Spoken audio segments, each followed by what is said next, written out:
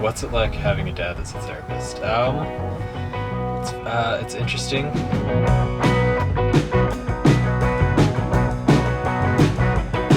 My dad is really weird, and he's fun and outgoing and friendly to people that he doesn't know, and just like friends with everybody. My mom would always call him the friend of the world. I actually pick up attributes, I guess, just from hearing him a lot on the phone. Having the office here in the backyard and having it at home has actually been really nice.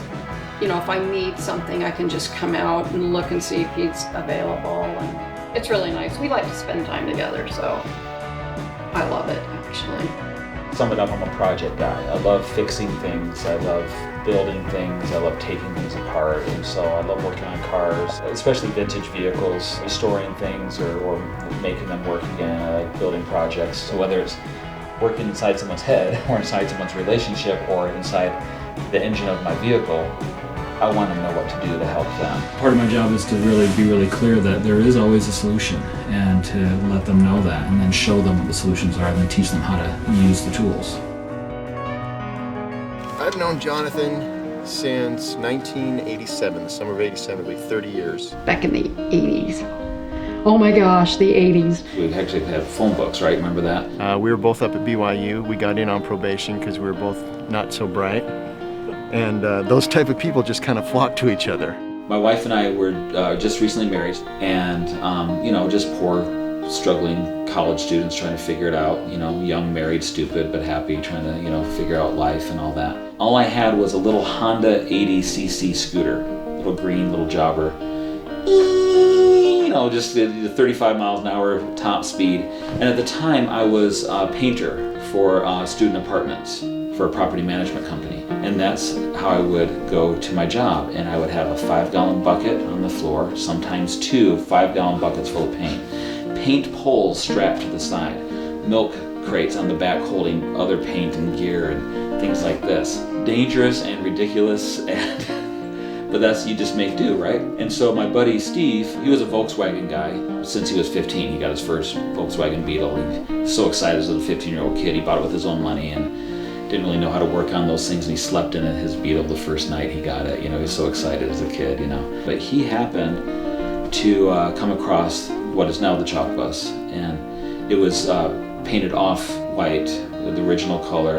And I saw it up there for sale. I think it was for sale for $800, and I think that he got it for a little bit less than that even, but I just saw it and I thought, man, that would be a great vehicle for John. Not because he needs it or wants it, because I wanted him to have it. And then I brought it home, and that became my paint truck, and put all my gear in there. And then of course my wife and I would take it camping up in the mountains and go up the Alpine Loop, and barely, they don't go very fast. So we would take it camping wherever we could and just have fun with it.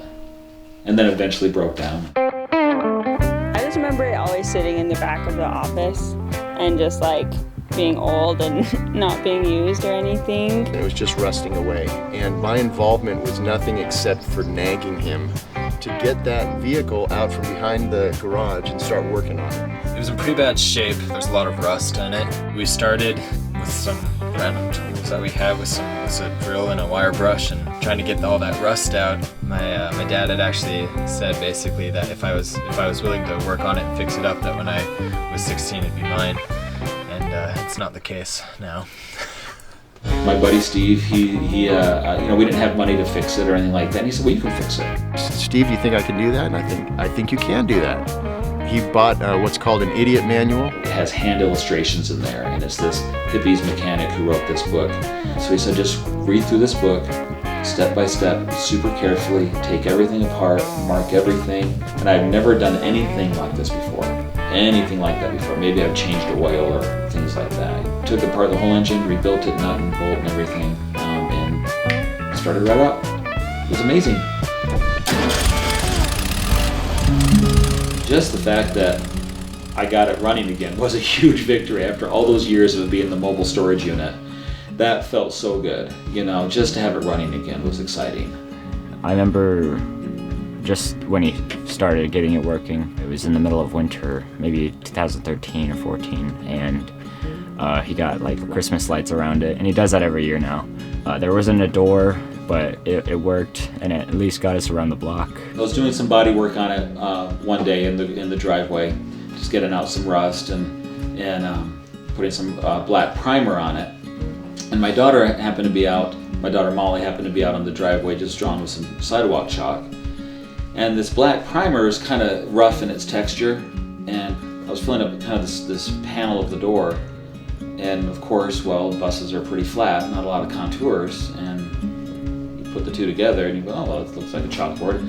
Hey, Molly, come over and see if it'll take the chalk well, and it took the chalk great. And so she drew on it, and I figured if it messed up the body work or whatever, big deal, just sand it off and start over, And that's when his idea came, and I don't really even think he asked, he just did it. And so I just said, oh, okay. I didn't really have money at the time to do a real paint job like I wanted to do, like, the really nice restoration, full gloss, just a gorgeous, beautiful bus. But, I had enough money to go buy cans of Rattle spray paint, at Home Depot, and I thought, well, I'll just see how it goes. Let's see if I can make it, just put the whole thing in chalkboard paint and see if it's fun. It definitely wasn't ever meant to be the ChalkBus. It kind of happened by accident, but it's definitely an honor to have been a part of that accident. I don't care what age you are, it's fun to draw with chalk, right? That never gets old, right? John and I have attended quite a few car shows together with our buses, but the ChalkBus is always, it's never the prettiest one there, but it's always the most attended. People just love the ChalkBus. They're always drawing on it.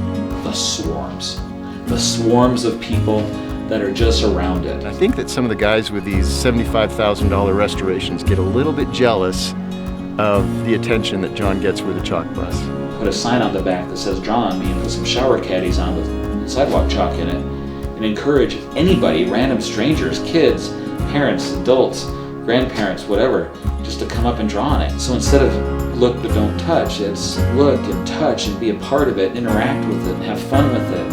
Draw what you want to draw. And some people draw like, peace, love, and happiness, or, I love so-and-so, or this is cool, or they'll draw a neat picture, and whatever. I'm not gonna sit there and edit it and watch and, hey, don't draw that on there, just let people do what they want. So we just have to be careful when we go out to look what people have drawn so that we can see if there's anything that is unfamily friendly. We have male genitalia or female genitalia drawn on there, and sometimes nasty words, but not very often. So we usually just cross it out with some chalk or make a banana out of it or something like that. We just work hard to keep it looking, appropriate. And most people are really cool. They don't write bad things on it. They get it for what it is. It's cool, so be cool about it. People always come up, or like if I'm just driving around in it, and somebody sees the bus, they're like, oh, cool bus, man. I'm like, oh, thanks, you can draw on it. And they're like, what? When people approach the ChalkBus, they don't believe it. It's not expected. It's not the norm. Everybody loves a bus or an old Volkswagen Beetle. They love it and they see it and it makes them happy to begin with. So they see it first, they don't know what it is, they see it first and they're happy to see it. But then when they see, wait a minute, there's chalk on there, wait, it says draw on me, I can draw on that? Mom, Dad, or this kid or a bunch of teenage friends, they'll notice it and they light up. Especially the kids. Kids love the ChalkBus. I think it's the coolest thing. I love to, when I find a new friend, I like to have them see this as soon as possible, kind of thing, like drive them home in this or something, and they always are like really amazed by it, and like we get in, we're driving, and then suddenly the disco ball turns on and they're just like, whoa. Not only an attention grabber, but it's a fun attention grabber, and it's something that can, like I said, can draw people in. Sometimes people reach through while I'm in the drive-thru, and they'll reach through and the worker will just draw something on it. Just the other day, me and my brother went to Arby's and pulled up to the window, and the lady there that was helping us, she's like, I haven't seen one of those in years, and started asking questions about it. And it was just fun to talk about. So it's a nice conversational piece for sure. You're sitting up high and you're waving at people and they're waving at you and they're honking. Nobody waves at you when you're in your sedan or your minivan. But when you're up there, it's like everybody's now your friend. People come up and they talk to you. They tell stories of, oh, my grandma used to have one of these, or as kids we grew up with one of those. My dad had one of these, or I've always wanted one of these. If they've never had this story, it's still a story in their mind. It's like everybody wants to connect. in my profession, it's interesting. People ask me lots of times, and they ask, well, so what's it that you do? And I'll say, well, I'm a therapist. And I'll say, oh, I couldn't do that. And I'll go, why? And I know the answer, because it's always the same answer, which is, I don't know if I just listen to people complain all day, or listen to all those depressing stories, or, just people whining and complaining. And I'm like, yeah, that sounds depressing. I'm so glad I don't do that. Yeah, technically, people are coming in and we're working on problems, but that's really not what we're doing. People are coming in scared to death to come in because they don't know. Walking through those doors, that's not an easy thing to do. You don't know what you're going to get. Are you going to feel comfortable with the therapist? Is he going to be approachable? Is it going to be someone that you like? Are you going to feel judged? Are you going to feel accepted? They can come in scared not just to start the process, but then also to open up your whole heart and your mind and your vulnerabilities and your weaknesses with a complete stranger. That's terrifying. And so for someone to walk through those doors, that takes a great deal of courage, an incredible amount of motivation, an openness, a willingness, a vulnerability. How do you not respect someone like that? How do you not like someone like that? Those are the people I get to work with every day. So that's what I'm doing hour after hour after hour with these types of people. And so rather than being drained at the end of the day, I might be a little mentally tired or physically tired, but more often than not, I'm like, yeah, that was a good session. Yeah, that was a great day. There's amazing people in the world. Usually we hear about all the bad news stuff, right? We hear about all the doom and gloom that's in the world, and that is a part of what's going on, and it is tragic, and we need to attend to that. But the truth is, look around. The vast majority of people aren't messing with each other. The vast majority of people are pretty decent. The vast majority are actually pretty cool. We just don't know it because we're passing by each other on the road. We don't see each other. We don't make eye contact in the store. We don't actually ever stop and say anything besides, hi, how you doing, as we pass.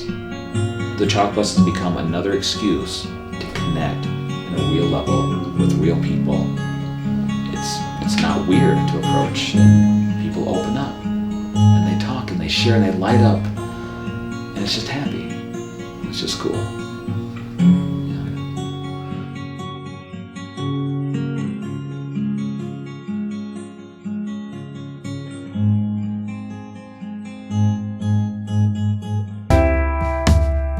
He's always loved having the bus, no matter how difficult or strenuous the work on it has been. In the beginning, I think he wanted it to be something that would help his business, but he tells me that it hasn't really, but he's okay with that it's definitely something that helps him just help make other people happy, because it's not something to really advertise, but rather just to help other people have a good time.